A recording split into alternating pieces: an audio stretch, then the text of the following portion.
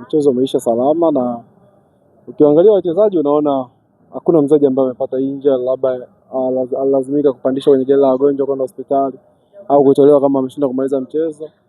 Wachezaji wote wamemaliza mchezo salama, lakini inawezekana mchezo umeniuma zaidi kwa sababu matokeo ambayo tumepata si matokeo ambayo tulikuwa tunatarajia. Tulikuja kwenye huu mchezo tukiwa tuna uhakika kama sio 100% basi 99.9 kama tunakuja kupata matokeo, lakini tunakuja kwenye uwanja wa mechi kwa bahati mbaya tunapoteza mchezo dhidi ya timu aina ya Fountain, timu ambayo tuko nao level moja. Inauma na tumeumia kuliko mnavyofikiria. Yaani hapa mnavyoniona maumivu ambayo niko nayo hamna mtu ambaye anaweza kuelezea. Yaani nafikiria hapa kutoka hapa kurudi kwangu namna gani nitafika. Kwa hiyo ndio mpira, tumefungwa, tutajiandaa kwenye michezo inayokuja. Uzuri tumebakisha michezo mingine michezo 6, tumecheza michezo 24, tutaangalia kwenye michezo ambayo imesalia kitu gani ambacho kitatokea, lakini tunaamini tunakwenda kupush kwenye michezo ambayo imesalia. Mwisho siku tutapata matokeo ambayo yatatufanya kusalia ligi kuu. Hiyo muwazi, tunapambana kusalia ligi kuu. Sasa hivi hatuko kwenye mpango wa top 4, hatuko kwenye mpango wa kuchukua ubingwa.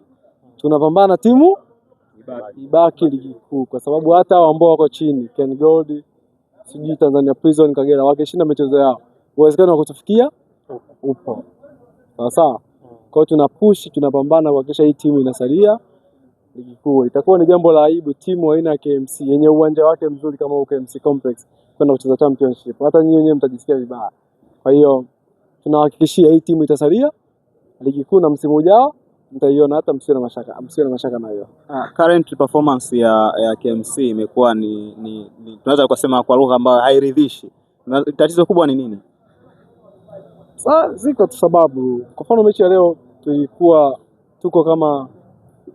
eneo dogo sana kushinda. Kama uliangalia first half tulidominate mchezo, tulitengeneza nafasi, lakini kwa bahati mbaya scoreboard ndio imetusaliti.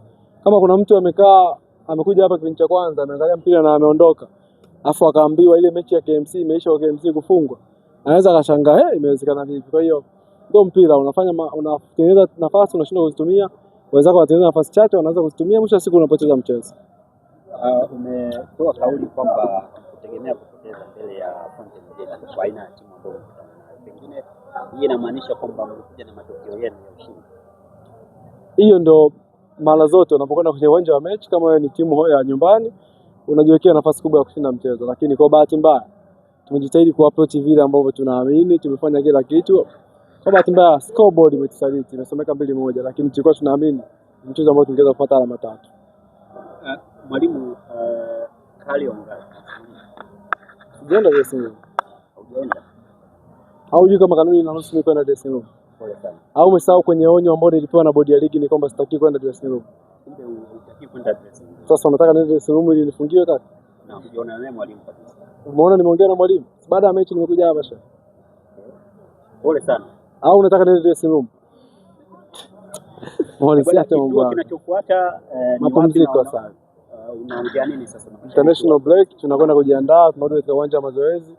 Inshallah tukirejea tarehe 1 hapa dhidi ya Tanzania Prison, timu nyingine ambayo iko chini yetu, tutakuja kupush tupate matokeo dhidi yao. Bwana kila la hii. Sana.